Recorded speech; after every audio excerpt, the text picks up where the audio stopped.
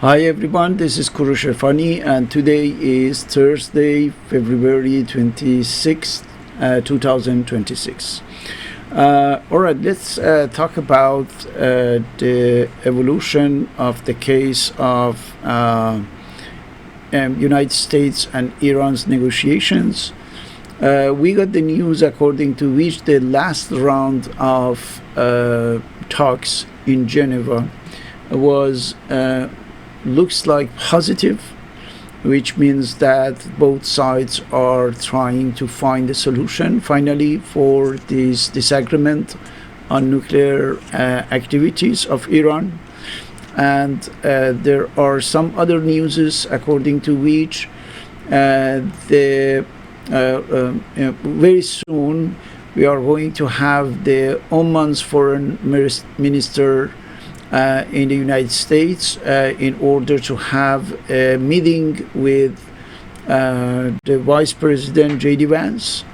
J.D. Vance said that we are not going to have a long-term for the United States in the Middle East, not anymore, which means that there is a part of the Trump administration that is trying to avoid war because they know that such a war will be lasting, will be very long, will be completely damaging for the United States. And J.D. Vance is one of them, and he is trying, to stop it as much as possible. But let's develop it a little. In my previous videos, I said that Israel acted in such a way that the United States doesn't have any choice, right? So the idea that there would be any possibility for the United States to avoid, to evade war is a little naive, right? Because what Israel does is not to create the options, but to remove options, right? In such a way that at the end of the day, you don't have any other choice but just one, which is war.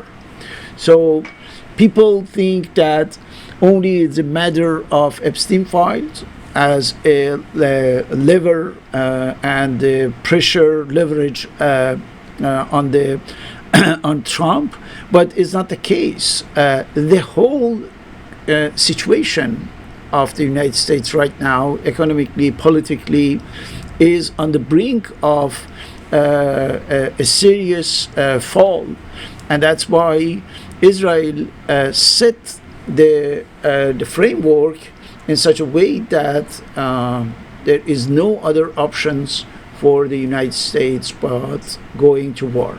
Of course, the Americans don't want war, right? 80 to 85% said that they don't want war. Only 5% of Americans wants a war with Iran. But also there are more and more resistance within the military forces.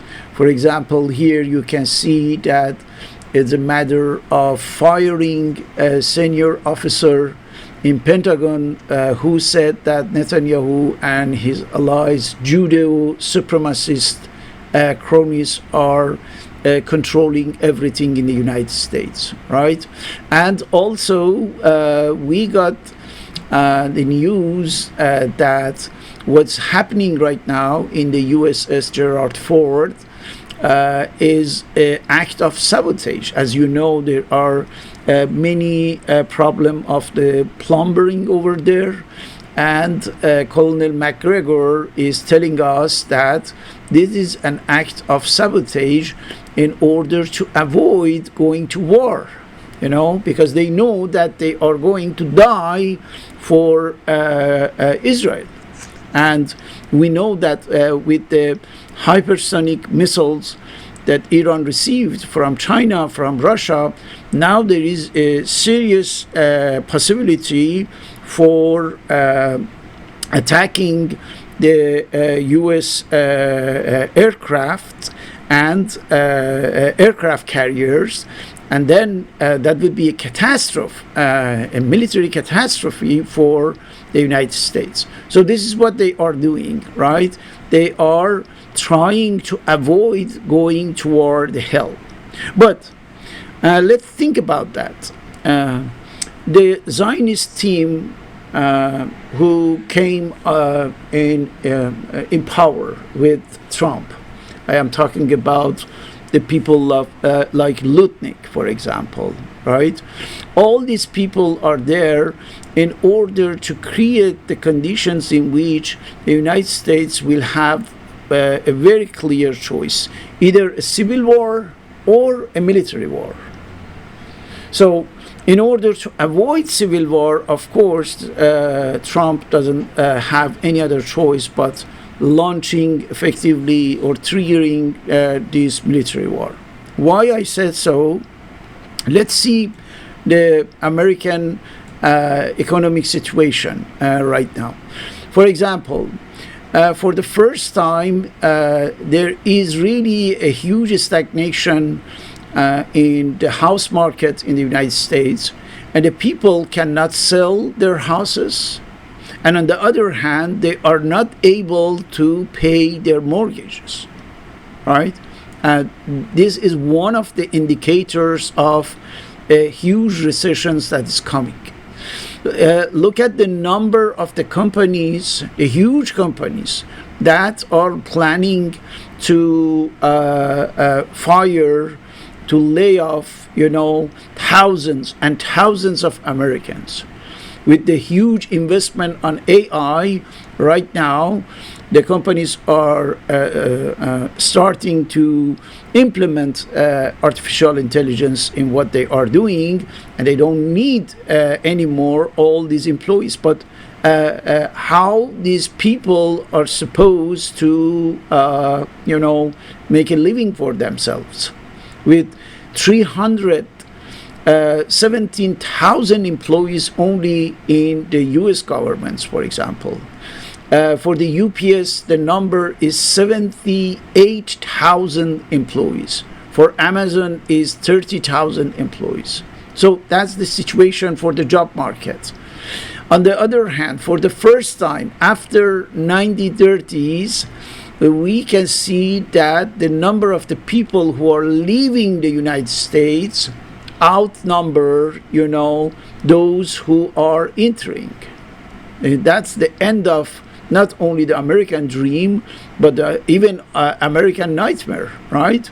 The people are fleeing completely the United States. What's happening here?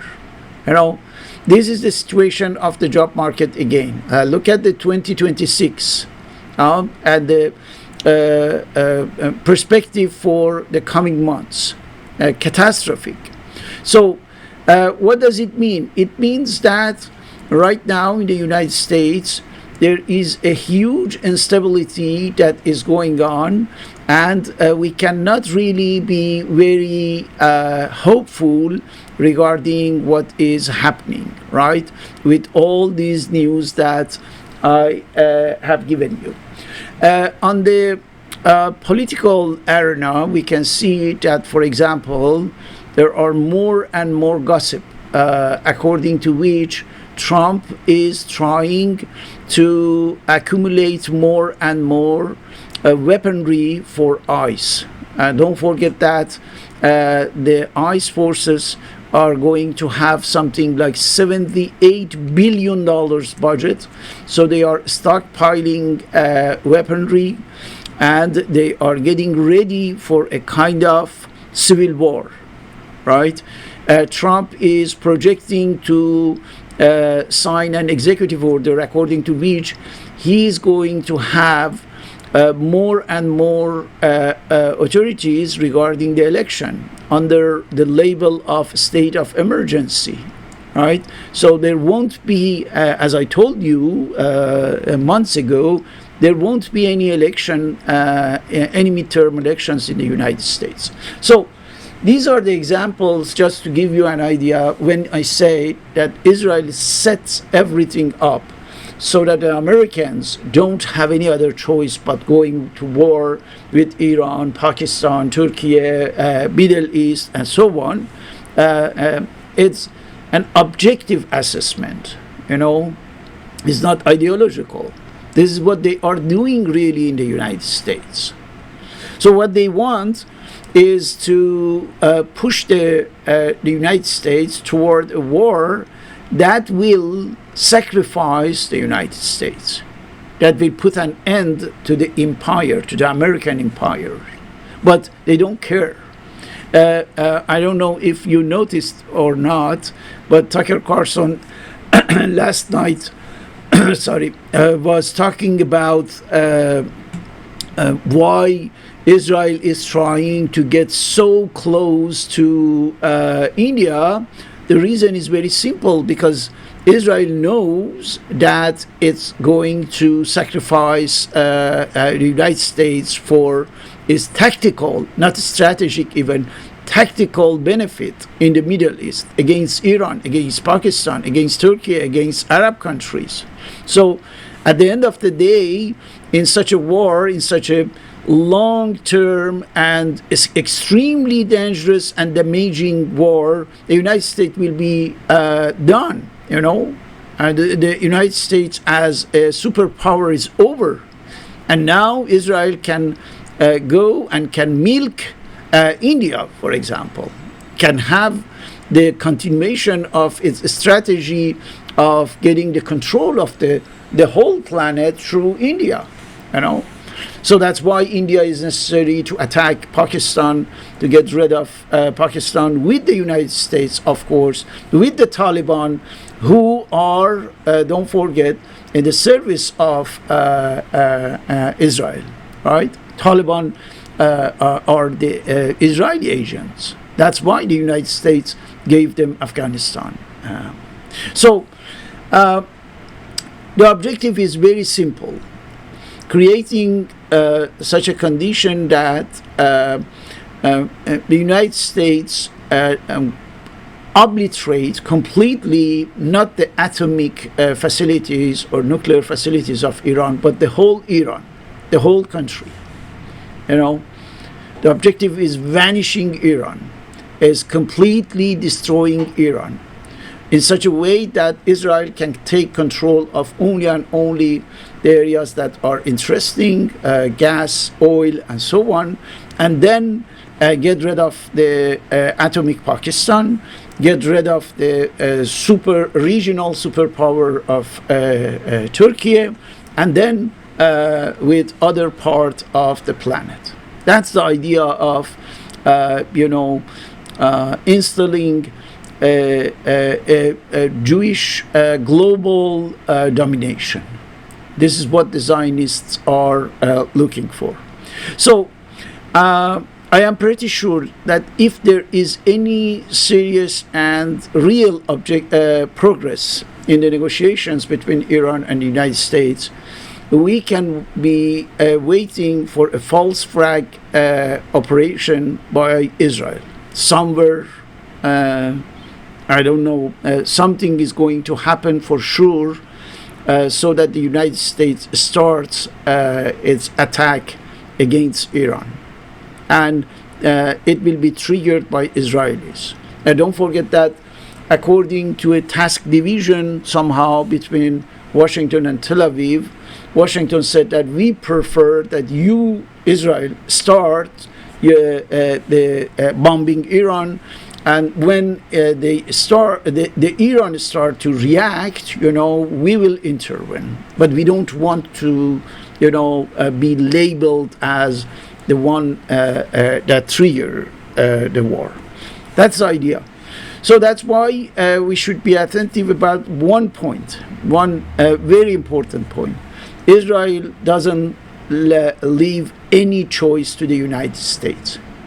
It doesn't let the United States have any choice so that it can maneuver over this in order to avoid somehow the war. The war has been already decided by Israel, and the United States is just an executive, right? President Trump is just a puppet. Don't forget that. He is not the one who will decide about this. He's a puppet of those who brought it after the Epstein file to the White House, and he has just to do his job. The missions that are assigned to him, he has just to execute them. So, for sure, Israel will trigger this war. We are going to have a huge war in the Middle East.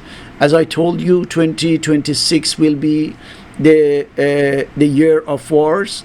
We have already this war going on between Israel when it is bombing Gaza and the West Bank, Lebanon, and another war right now is between Pakistan and Afghanistan. Afghanistan, which is a huge basis of Israel in the region, and of course, with the war between the United States and Iran, we are going to have this third war, and of course we have the war in Ukraine with Russia, and so on and so on. So from this moment, we have to keep in mind that we must forget about the war, the world in which there won't be any war. It won't exist anymore.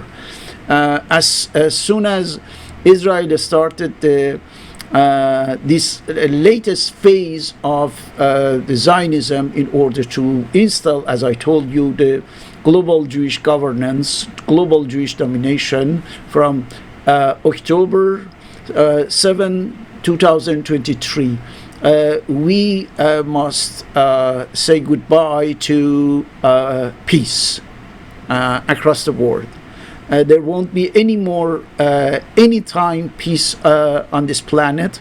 There would be only and only war triggered by Israel and the Zionist network, global Zionist network. There would be only and only war. In one of my recent tweet on X, I said effectively how the things are going to happen. Is as easy as that. First, the USA and Israel will attack Iran very soon with the false flag of Israel or something. As I told you, there is no choice, so it's a matter of time. They will start their attack against Iran. Iran and its proxy allies will retaliate violently. This is also what's going to happen. And then the whole region, Middle East, the West Asia, will be on fire, disrupting the economy. I'm talking about the global economy, and putting the geopolitical order in shambles. This is what is going to happen. Then, the US facing a huge internal and external mayhem, disorder, chaos, will have to either expand indefinitely the war, or retreat defeated. Can you imagine that? As this is a long conflict without any predictable outcome. So everything is set in such a way that the United States must be engaged in more and more war. Okay, so there would be multiple steps of different wars, starting with Iran, but not ending with Iran. It will continue after that. 5. Israel will make the US choose to expand the war to Pakistan, to Turkey, and other countries in the region, causing a regional war to develop. Okay, for that region, the West Asia. With the entrance of Pakistan, a nuclear power, don't forget that, Turkey, Saudi Arabia, and many other states of Central Asia and Arab countries, of course, the context of an international conflict will be prepared, right? That would be the context for more international conflict. Then, if China, Russia, and North Korea enter the war, which would be the case because China is already equipping and arming Iran in order to weaken the United States for the following steps that it is designing, we will be in the middle of World War III. If these forces, China, Russia, and North Korea, enter in this conflict, we will be in the middle of, for sure, a global conflict, World War III. And this war, this global conflict will put an end, for sure, because it will be nuclear, without any doubt. Thousands and thousands of nuclear heads will be used by these countries, warhead, and there would be no any form of life or living being on our planet for let's say millions or billions of years. It's very short time compared to 4.5 billion years of the Earth lifespan is nothing. It's just a few minutes, 10, 20 or 50 million years. You can imagine that is nothing. So at the end of, I said the human species will vanish because of what? Because it missed controlling its archenemy. What's archenemy of the humanity, of the human species? Zionism. We neglected when Zionism was birthed, right? And then developing, and then dominating, and now it's too late to do anything. So that's why I know that it looks like a little like a fatalism, is a fatal, and we cannot do anything. But that's it. To be realistic, we have to say that now it's too late to stop this cancer of humanity, which is the Zionism. The cancer will defeat the human species, most probably with maybe 1% at most chance to have something else. But as I see, and we are going to see in the coming hours, days, weeks, months, years, we will see if it's going to happen or not. Thank you very much for watching this video.